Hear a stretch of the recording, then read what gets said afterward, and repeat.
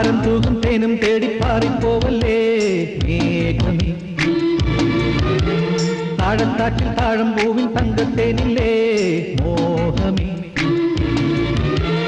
വനമയിലാടുമഴകിൽ ഈശ്വരഗന്ധർവ സഭയിൽ രാഗമായി വന്നാൽ സഫലം ലാവണ്യം. താരം തൂകും തേനും തേടിപ്പാറിപ്പോവല്ലേ മേഘമേ.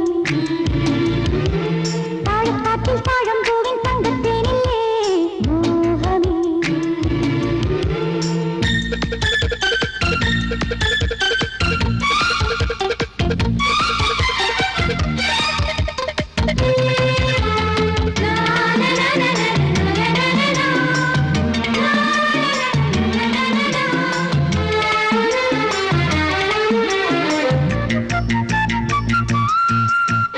താഴ്വരയിൽ കാളിദാസമേഘം പോലെ നീയും താണിറങ്ങി വന്നാൽ വൃന്ദഗാനമായി.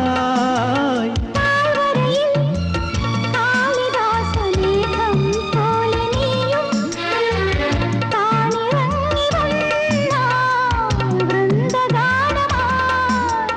ഋതുവാറും പോത്തുപാടും മാരകാകളി അതിലൊരു ധ്വനിരസമായി ഞാനുണരും ഞാനുണരും. താരം തൂകും തേനും തേടിപ്പാറിപ്പോവല്ലേ മേഘമേ. താഴത്താറ്റിൽ താഴം പൂവിൻ തങ്കത്തേനില്ലേ മോഹമേ. വനമയിലാടുമഴകിൽ ഈശ്വരഗന്ധർവ സഭയിൽ രാഗമായി വന്നാൽ സഫലം ലാവണ്യം.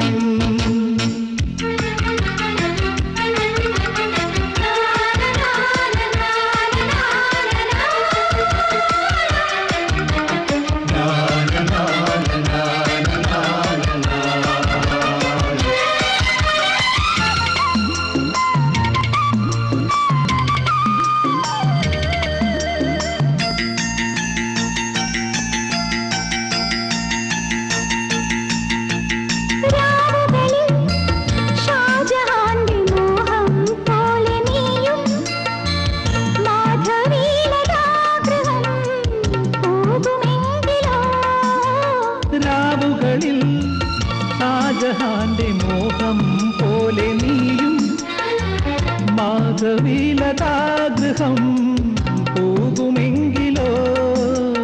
നവനാഗപ്പൊൻകുടത്തിൽ ചന്ദ്രചന്ദനം അതിലൊരു ലയസുഖമായി ഞാനൊഴുകും ഞാനൊഴുകും. താരം തൂകും തേനും തേടിപ്പാറിപ്പോവല്ലേ മേഘമേ. താഴത്താറ്റിൽ താഴം പൂവിൻ തങ്കത്തേനില്ലേ മോഹമേ. വനമയിലാടുമഴകിൽ ഈശ്വരഗന്ധർവ സഭയിൽ രാഗമായി വന്നാൽ സഫലം ലാവണ്യം. ഇതെപ്പോഴാ ഇതിനകത്ത് കയറിയത്? ടിക്കറ്റ് എടുത്തോ? ഞാൻ ടിക്കറ്റ് എടുത്തിട്ട് 35 വർഷമായി. എന്റെ ഏട്ടനാ മലയാള MA-കാരനായതുകൊണ്ട് സാഹിത്യത്തിൽ സംസാരിക്കുന്നതാ ഇഷ്ടം. ഞാൻ എന്ത് നല്ല കാര്യം പറഞ്ഞാലും ശരി എന്നെ ചീത്ത പറയും. അത്രയ്ക്ക് സ്നേഹ.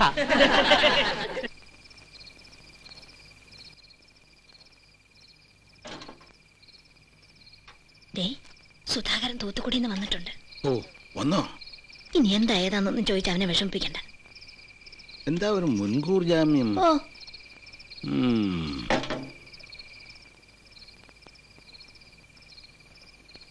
നീ വന്നോ?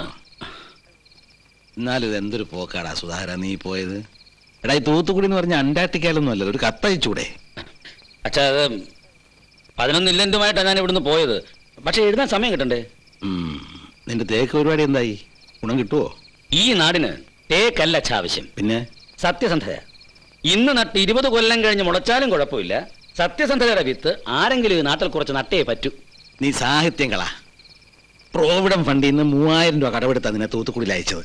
സകല ചെലവും കഴിഞ്ഞ് ആദ്യത്തെ ശമ്പളം തന്നെ 2000 കവിയുന്നല്ലേ നീ പറഞ്ഞേ? നിന്റെ 2000 കവിഞ്ഞില്ലേ? അച്ഛാ അതൊക്കെ ബ്രോഷറിലടിച്ച് ആൾക്കാരെ പറ്റിക്കല്ലേ. പറയുന്ന വാക്കും ചെയ്യുന്ന പ്രവൃത്തിയും തമ്മിൽ ബന്ധമില്ല വന്നാല് കഷ്ടമല്ലേ? അച്ഛാ ഒരൊറ്റ മാസം കൊണ്ട് 7500 യൂണിറ്റ് വിൽക്കാനാണ് ഞാൻ പ്ലാൻ ഇട്ടത്. ടാർജറ്റിലെത്താൻ 2500 കുറവേ ഉള്ളൂ. തലപ്പത്തിരിക്കുന്ന ഈ ഷെയർ ഹോൾഡേഴ്സ് ആണ് ഈ കള്ളക്കളിച്ച് കൂട്ടു നിൽക്കുന്നത്. വിശ്വസം ഞാൻ കൊണ്ടതില്ല ഒറ്റ ഒരെണ്ണത്തിന്. അപ്പൊ 3000 പോയോ? ഇല്ല, 1700 തിരിച്ചു കിട്ടി. 1300 പോയി കിട്ടി. അതെ.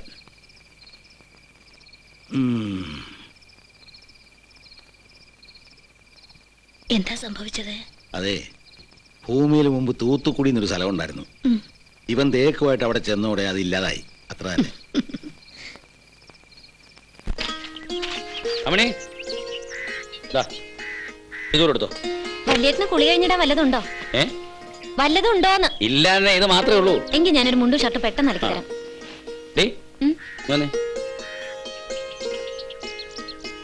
എന്തോ ഈ കമ്മലിന്റെ മീത് വേറൊരു ഫിറ്റിങ്. ഏട്ടൻ ഈ ലോകത്തൊന്നും അല്ലേ ജീവിക്കുന്നേ? ഇപ്പൊ എല്ലാരും ഇങ്ങനെയാ. നീ ടൈപ്പിന് ചേർന്നോ? ഏയ്, MA-ക്കാർക്കും BCom-കാർക്കും ഒക്കെ ജോലി കിട്ടാതെ നടക്കുമ്പോഴാ ടൈപ്പ് റൈറ്റിംഗ് പഠിച്ചിട്ട് എനിക്ക്. എടീ, ഈ പെമ്പിള്ളേ ടൈപ്പ് പഠിക്കാൻ പോകുന്ന എന്തിനാ? എന്തിനാ? 10ാം ക്ലാസ് ജയിച്ചാലും തോറ്റാലും ഇനിയൊരുത്തിന്റെ പെടലേക്ക് കെട്ടിവെക്കുന്നത് പോയിരിക്കാൻ പറ്റിയ ഒരു സ്ഥലം. അതിനപ്പുറം നീ ഒന്നും മനസ്സിൽ അവനെ കാണണ്ട. എനിക്ക് ഇവിടെ ഉള്ള സ്ഥലമൊക്കെ മതി. ഓ, ഇതെന്തിനാ ഈ പേഴ്സ്? അലക്കാനാ? ആ, അലക്കാരും വലിയ കുഴപ്പമൊന്നുമില്ല. ആ പടം 5 10 കാണും. 5 10 മാത്രമല്ല, ഇതിന്റെ അകത്തൊരു മുഖവും കാണുന്നുണ്ട്. വല്യേട്ടൻ ഇപ്പോഴും ഈ ഫോട്ടോ പേഴ്സിൽ കണ്ടിട്ട്. സത്യം പറ, ഈ ചേച്ചി ഇപ്പൊ എവിടെയാ? ഏത് ചേച്ചി? സീതാലക്ഷ്മി ചേച്ചി. ഈ കുട്ടി കല്യാണം കഴിച്ച ഹൈദരാബാദിൽ പോയിട്ട് വർഷങ്ങൾ കുറെ ആയെന്ന. ഇത് കല്യാണത്തിന് മുമ്പ് നീ ഇതിങ്ങനെ ഇതിന്റെ ഉള്ളിൽ കിടക്കുന്നോണ്ടാ വല്യേട്ടൻ കല്യാണം കഴിക്കാത്ത. ഓ, അങ്ങോട്ട് അകത്തേക്ക് കഴിക്കാൻ ഒരു വഴിയും കാണാതിരിക്കുമ്പോഴാ കല്യാണം. ഇത്തിരി വൈകി പോയി അച്ഛട്ടാ, ഞാൻ ഉപ്പിട്ടിട്ട് വേഗം വരാം. പോയിട്ട് കാര്യമില്ല. എന്താ? ലീവിൽ പോയ ഭരതൻ ഇന്ന് ഡ്യൂട്ടിക്ക് വന്നു. തന്റെ റൂട്ട് മുതലാളി മാറ്റി. അയ്യോ, അപ്പൊ എന്റെ സന്ധ്യ? അതൊന്നും പറഞ്ഞിട്ട് കാര്യമില്ലടൂ. താൻ പോയ ബസ്സിലെ കണ്ടക്ടർ ഭരതൻ ഇന്ന് ലീവ് കഴിഞ്ഞു വന്നു. നീ തൽക്കാലം 33 പൈലറ്റിൽ പോ. അതിലെ കണ്ടക്ടർ ഇന്നും നാളെ ലീവാ. ഭരതനെ 33 18 മാറ്റിയിട്ട് എനിക്ക് പഴയ റൂട്ട് തന്നെ തന്നൂടെ മുതലാളി? ആ റൂട്ട് എനിക്കിപ്പോ കാണാപ്പാടാ. അത് പറ്റില്ല. തനിക്ക് ഞാൻ പറയുന്ന റൂട്ടേ പോകാൻ പറ്റുമോ? പറ്റില്ല. എന്നാ തനിക്കുള്ള പണിയില്ല, പോ.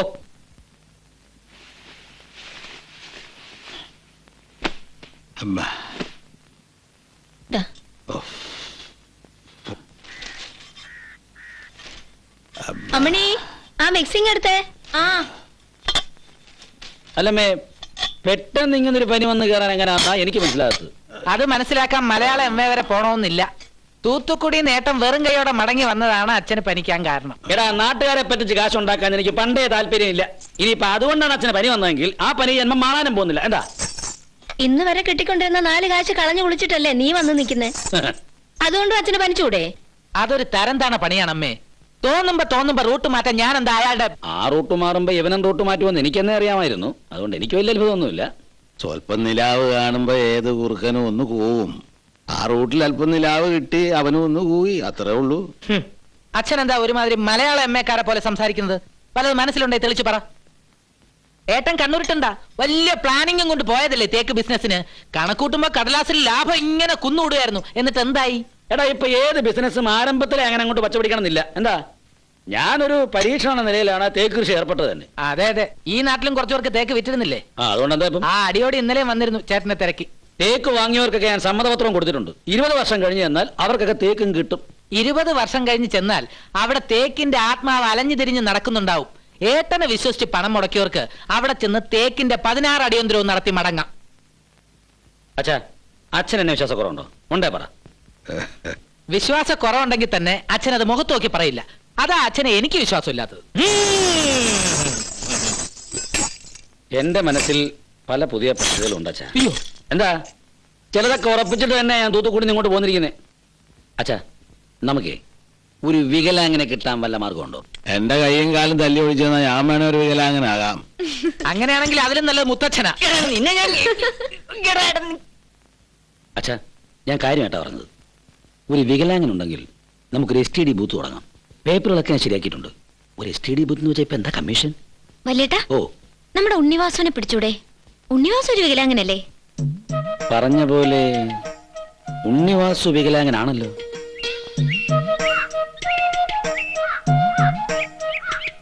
ഉണ്ണിവാസു, സുധാകരനോ വന്നു? ഞാൻ അറിഞ്ഞു. നീ ഇങ്ങോട്ട് വന്നേ. ചൂണ്ടയിലൊന്നും കൊത്തിയിട്ടില്ല. കൊത്തുമോന്ന് നമുക്ക് നോക്കാം, വാ.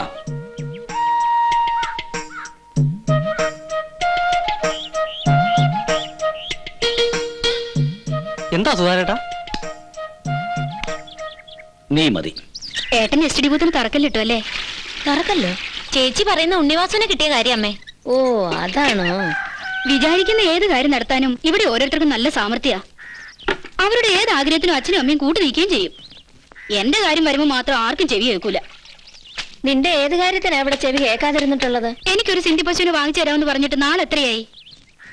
ചേട്ടന്റെ കായക്കച്ചവടം വന്ന് ആഴ്ചയിൽ 3 ദിവസമായി. പിടിച്ചു കെട്ടാൻ ഒരു പശു ഉണ്ടെങ്കിൽ ഞങ്ങൾ എങ്ങനെയെങ്കിലും പിടിച്ചു നിന്നോളാം. അച്ഛനോട് പറഞ്ഞ് അമ്മ ഒരു 5000 രൂപ വാങ്ങിത്താ. പശുവിനെ വാങ്ങി ഞാനിത് ശ്രീധരത്തിന്റെ കണക്കിൽ ചേർത്തോളാം. പശുവിനെ വാങ്ങണമെന്ന് പറഞ്ഞു തന്നെയല്ലേ കഴിഞ്ഞ വരവിലും ചേച്ചി കാശ് വാങ്ങിപ്പോയത്? ആ കാശ് കൊണ്ട് പണയം വെച്ച ആഭരണങ്ങൾ തിരിച്ചെടുക്കാന്ന് എന്റെ ഭർത്താവ് പറഞ്ഞാ എനിക്ക് വേണ്ടെന്ന് പറയാൻ പറ്റുമോ? ഓരോ തവണ ചേച്ചി ഇവിടെ വന്നു പോകുമ്പോഴും കിട്ടാവുന്നതൊക്കെ കൊണ്ടുപോകാറില്ലേ? ഇനിയെങ്കിലും അതൊക്കെ ഒന്ന് നിർത്ത്.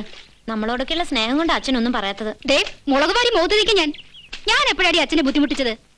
ഞാൻ ഇവിടുന്ന് എന്തെങ്കിലും കൊണ്ടുപോകാറുണ്ടെങ്കിലേ അതെനിക്കും കൂടി അർഹതപ്പെട്ടത് തന്നെയാ.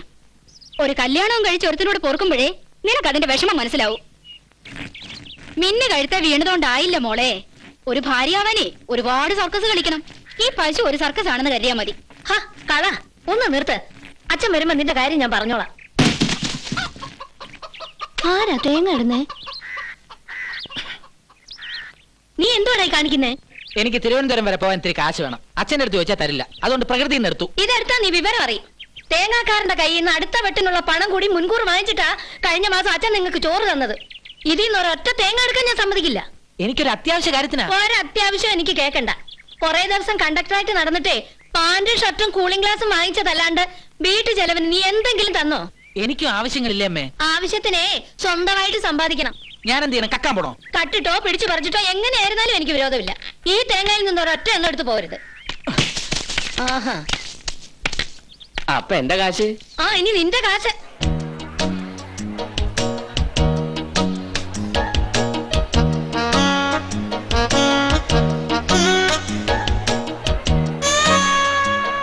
തിരിച്ചു വന്നു കഴിഞ്ഞിട്ടാ 25 രൂപ കൂടുതലായിരുന്നത്. 50 രൂപ കയറ്റിയാലും വാങ്ങാൻ ആളുണ്ട്. സൂപ്പർ സ്റ്റാറിന്റെ പടവാ. പോരാത്തിന് 7 ഇടി. വേഗം ചെല്ല്. സീറ്റ് നമ്പർ ഒന്നുമില്ല. ടിക്കറ്റ് ഉണ്ടോ? ഞങ്ങൾ 4 പേരുണ്ട്. 4 ഉണ്ട്, പക്ഷെ 100 രൂപയാവും. എത്രയായാലും വാ. ബ്ലാക്കിലേ ഉള്ളൂ. 4 100 രൂപ. സാരില്ല. തുറച്ചു നോക്കിയൊന്നും വേണ്ട. കുറച്ച് കാശിന്റെ ആവശ്യം ഉണ്ടായിരുന്നു. തൽക്കാലം ഈ ഒരു മാർഗ്ഗമേ കണ്ടുള്ളൂ. എനിക്ക് നല്ലൊരു പണി കിട്ടട്ടെ. നിനക്കും നിന്റെ കൂട്ടുകാരികൾക്കും എന്റെ ചെലവിൽ ഒരു മാറ്റിനി കാണിച്ചു തരാം. എവള് കൂടിയുള്ളതുകൊണ്ട് 100 വേണ്ട, 50 മതി.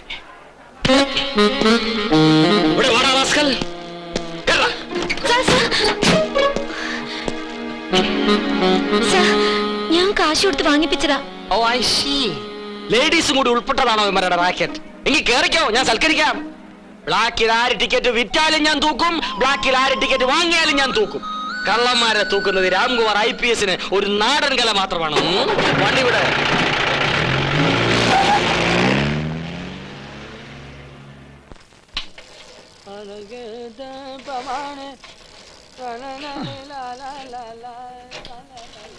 ഓരോ പുലിവാലേ. തുടക്കത്തിൽ തന്നെ പോലീസ് പിടിച്ചത് നന്നായി. ഇല്ലെങ്കിൽ നാളെ അവൻ വല്ല ബാങ്കും കൊള്ളടിച്ചാനെ. അതെ, നമ്മൾ തന്നെ അങ്ങോട്ട് ചെന്നിട്ട് കാര്യമുണ്ടോ? ഒരു വക്കീലിനെ കൊണ്ടുവരല്ലേ നല്ലത്. ഇപ്പൊ തൽക്കാലം ഞാൻ തന്നെ വക്കീലാവാ. എന്നാ ഉണ്ട്. ആണുങ്ങളായൊരു ധൈര്യം വേണം. പാടോ.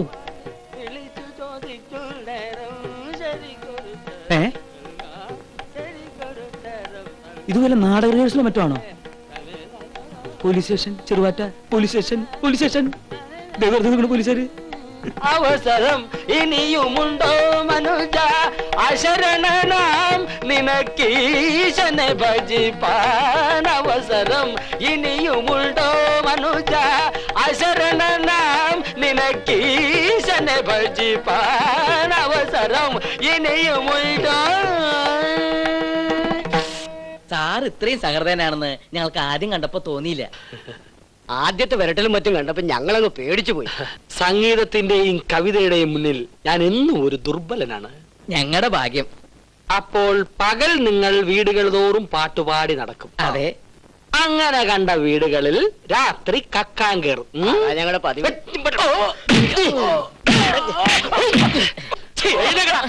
കളവന് സംഗീതത്തെ കൂട്ടുപിടിക്കണ്ട കള്ള റാസ്കൽസ്. നിന്നെയൊക്കെ ഒതുക്കാനാണ് ഞാൻ ഈ കാക്കി കുപ്പായിട്ടിരിക്കുന്നത്. എടാ കിടിപിടികളെല്ലാം ഒയ്യ മുറിച്ച് ഒറ്റക്കാലം നിൽക്കടാ. ഹാർമോണിയം തൊഴുതു നിൽക്കാൻ ഞാൻ വെളിച്ചപ്പാടൊന്നും അല്ല. കേറി വാ.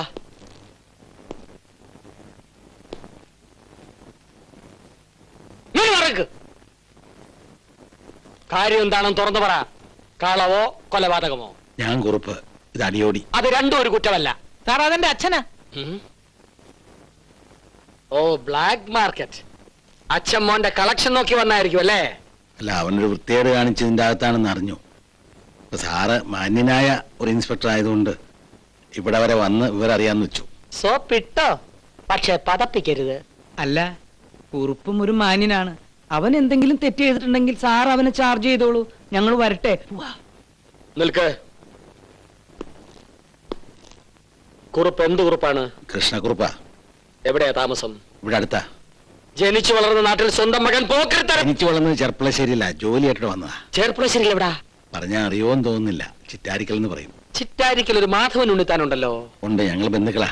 പക്ഷെ ഞങ്ങളാരും ഇങ്ങനെ ബ്ലാക്ക് ടിക്കറ്റ് വിറ്റ് നടക്കാറില്ല. മാധവൻ ഉണ്ണിത്താൻ ഒരു തീപ്പെട്ടി കമ്പനി ഉണ്ടായിരുന്നല്ലോ. ഉണ്ടായിരുന്നു, അത് കത്തിപ്പോയി. ഓഹോ, സാധാരണ തീപ്പെട്ടി കൊള്ളില്ലേ കത്താറുള്ളൂ. ഇത് തീപ്പെട്ടി കമ്പനി അങ്ങനെ തന്നെ കത്തിപ്പോ. ഭയങ്കര തമാശകൾ പറയല്ലയോ? ഇടയ്ക്കൊക്കെ പറയും. ഇതുപോലെ വല്ലതുണ്ടോ കയ്യില്? ചെറുതായിട്ടുണ്ട്. ആ, ഈ തീപ്പെട്ടി കമ്പനി എരിഞ്ഞപ്പോ നഖശിഖാന്തം പൊള്ളി ഒരുത്തനെ ചേർപ്പളശ്ശേരി ഗവൺമെന്റ് ആശുപത്രിയിൽ കിടത്തിയിരുന്നു 8 മാസം. അറിയോ? അറിയാം. ഒരു നാരായണൻകുട്ടി. അറിയാം. എന്റെ മൂത്ത സഹോദരന്റെ ഭർത്താവിന്റെ സഹോദരിയുടെ, ഇളയമ്മയുടെ, ചെറിയമ്മയുടെ, അമ്മാവന്റെ, നാത്തൂന്റെ മകന്റെ മകൻ നാരായണൻകുട്ടി. അതെ. എന്റെ അച്ഛനാണ്. ഫാദർ. ചിറ്റമ്മ. മോനെ നമ്മുടെ ബന്ധുവാ. അതെയോ ചേട്ടാ? റാസ്കൽ. പോലീസ് സ്റ്റേഷനിലാണ് ബന്ധം. അവിടെ ചുമ്മാ ഒന്ന് വരട്ടിയതാ. ഞാൻ തുറന്നു വിടാ. അന്ധകാര പ്രാന്തരത്തിൽ കഷ്ടവന്ധരെ അന്ധർ നയിപ്പൂ. ഓക്കെ. ഇവിടുന്ന് പുനലൂർക്ക് വിളിച്ച എന്റെ പെങ്ങളോട് 2 വർത്താനം പറഞ്ഞാല് 31 രൂപയോ?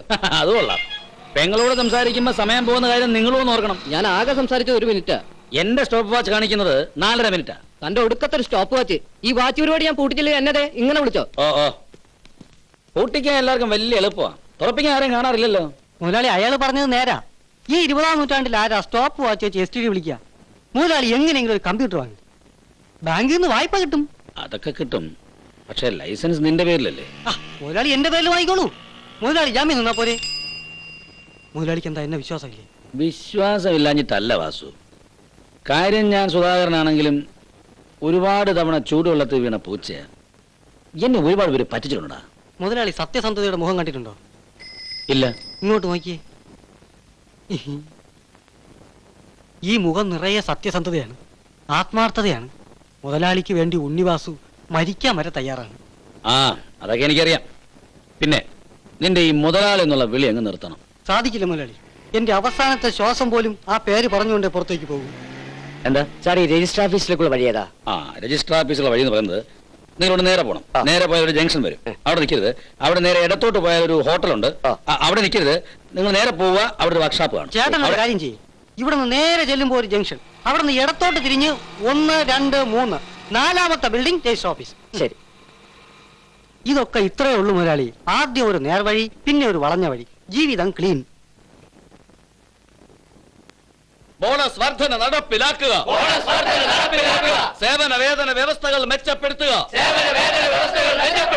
ഐക്യ സമര സമിതി സിന്ദാബാദ്. ബോണസ് വർധന നടപ്പിലാക്കുക. സേവന വേതന വ്യവസ്ഥകൾ മെച്ചപ്പെടുത്തുക. ഐക്യ സമര സമിതി സിന്ദാബാദ്. തൊഴിലാളി ഐക്യം സിന്ദാബാദ്. തൊഴിലാളി ഐക്യം സിന്ദാബാദ്. അങ്ങനെ അതും തുടങ്ങി. പുകയാൻ തുടങ്ങിയിട്ട് കുറെ നാളായെങ്കിലും സമരം പൊട്ടി വിരിഞ്ഞത് പെട്ടെന്നാ. ഒരു പ്രശ്നങ്ങളും ഇല്ലായിരുന്ന ഏക ഫാക്ടറി ആയിരുന്നു ഇത്. ഇത് പ്രശ്നങ്ങളുടെ തുടക്കമായിട്ടുള്ളൂ. നിസ്സാരമായ ബോണസ് കാര്യം മാനേജ്മെന്റ് സമ്മതിച്ചു കൊടുത്താൽ യൂണിയൻ ശക്തിപ്പെടുന്നുള്ളത് ഉറപ്പാ. എന്താ ചെയ്യേണ്ടെന്ന് ഒരു പിടിയും കിട്ടുന്നില്ല. എന്റെ എളിയ ബുദ്ധി തോന്നിയ ഒരു ചെറിയ കാര്യം ഞാൻ പറയാം.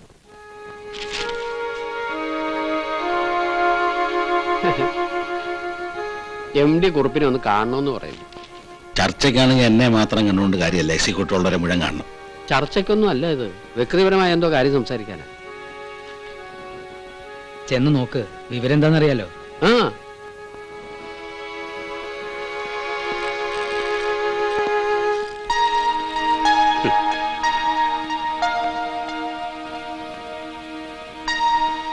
വരൂ. കുറുപ്പ് പണ്ട് മക്കളുടെ ബയോഡേറ്റോടെ തന്നിരുന്നല്ലോ. ഈയിടെ ഞാനത് നോക്കി. ഇയാൾക്ക് ഇവിടെ സ്റ്റോർ കീപ്പിംഗിൽ ഒരു ജോലി കൊടുക്കാമെന്ന് വിചാരിക്കുക. ഞാൻ കുറുപ്പിനൊരു സഹായം ചെയ്തു തരുമ്പോ തിരിച്ചൊരു സഹായം ഇങ്ങോട്ടും ചെയ്യണം. കുറുപ്പ് സമരത്തിൽ നിന്ന് പിന്മാറണം. കുറുപ്പ് മാറിയാൽ പകുതി പേരെങ്കിലും കൂടെ പോരുമെന്ന് എനിക്കറിയാം. സമരങ്ങളൊന്നുമില്ലാത്ത ഫാക്ടറി എന്ന സൽപ്പേര് നമുക്ക് നിലനിർത്തണം. എന്തു പറയുന്നു? വ്യക്തി താല്പര്യത്തിന് വേണ്ടി കൂടെ നിൽക്കുന്നവരെ വഞ്ചിക്കാൻ എനിക്ക് ബുദ്ധിമുട്ടുണ്ട് സാർ. ഞാനത് ശീലിച്ചിട്ടില്ല. സാർ ഇവന് ജോലി കൊടുക്കണ്ട, ഞാൻ വരട്ടെ. മനസ്സിലായി. മകൻ നന്നായി കാണാൻ എത്രത്തോളം ആഗ്രഹിക്കുന്നുണ്ടെന്ന് ഇപ്പൊ മനസ്സിലായി. വലിയ തത്വചിന്ത പറഞ്ഞ് മഹാനായി നടന്നിട്ട് കാര്യമില്ല. ചാ, ഒഴുക്കിനൊപ്പം നീന്താൻ പഠിക്കണം. ഒന്ന് നിർത്ത്. കുറച്ചു രാവിലെ തുടങ്ങിയിട്ട് ഏട്ടന് ഇതിൽ ഇടപെടണ്ട. നഷ്ടപ്പെട്ടത് എനിക്കാണ്. എനിക്കൊരു ജോലി ഉണ്ടാക്കി തരാൻ ഇതിലും നല്ലൊരു അവസരം അച്ഛൻ ഇനി ജീവിതത്തിൽ കിട്ടോ? അച്ഛൻ മറ്റുള്ളവരുടെ മുമ്പിൽ തല കുനിക്കുന്നതിൽ നിനക്ക് വിഷമമില്ലായിരിക്കാം, പക്ഷെ എനിക്കുണ്ട്. നീ എന്തൊക്കെ വിളിച്ചു പറഞ്ഞാലും അച്ഛൻ ചെയ്തത് 100% ശരിയാ. ശരിയാണ്. ഇവന് ജോലി കൊടുക്കാമെന്ന് പറഞ്ഞ അച്ഛനെ വീട്ടിൽ സമരം പൊളിച്ചാൽ അച്ഛൻ അറിയില്ലേ? അല്ല, ഇവന് ജോലി കിട്ടുമെന്ന് ഇപ്പൊ എന്താ ഉറപ്പ്? അത് ശരി. അപ്പൊ ഉറപ്പ് കിട്ടിയിരുന്നെങ്കിൽ അച്ഛൻ നാറിയാലും ഏട്ടന് പ്രശ്നമല്ല അല്ലേ? അച്ഛനൊന്ന് മൂളിയിരുന്നെങ്കിൽ ഇന്ന് എന്റെ കയ്യിൽ അപ്പോയിന്റ്മെന്റ് ഓർഡർ ഉണ്ടായേനെ. അച്ഛൻ തെറിപ്പിച്ച എന്റെ ജോലി മാത്രമല്ല, എന്റെ ഭാവി ജീവിതം എല്ലാം. നിനക്കെന്താ ഭ്രാന്തുണ്ടോ? അച്ഛാ, അച്ഛന്റെ സ്ഥാനത്ത് ഞാനാണെങ്കിലും ഇത് തന്നെ ചെയ്യുമായിരുന്നു. ഏട്ടൻ ജീവിക്കുന്ന ഒരു സ്വപ്ന ലോകത്താണ്. എനിക്കത് വയ്യ. ഞാൻ വേറൊരു മനുഷ്യനാണ്. അച്ഛന്റെ സ്ഥാനത്ത് ഞാനായിരുന്നെങ്കിൽ ആ ജോലിയും കിട്ടും, സമരം നടത്തിയിരിക്കും. സ്വന്തം മകനാണെന്നെങ്കിലും കരുതായിരുന്നില്ലേ? ഇനി ഒരു അക്ഷരം നീ മിണ്ടരുത്. നീ എന്റെ മകനാണ്, ഞാൻ നിന്റെ അച്ഛനുമാണ്. പക്ഷെ ആ ബന്ധം ഇവിടെ ഈ വീട്ടിനകത്ത് മാത്രം മതി. ഉറപ്പാണല്ലോ, പിന്നെ മാറ്റി പറയരുത്. ആ ബന്ധം നോക്കാതിരിക്കാൻ പറ്റുമെന്ന് ഞാനൊന്ന് നോക്കട്ടെ.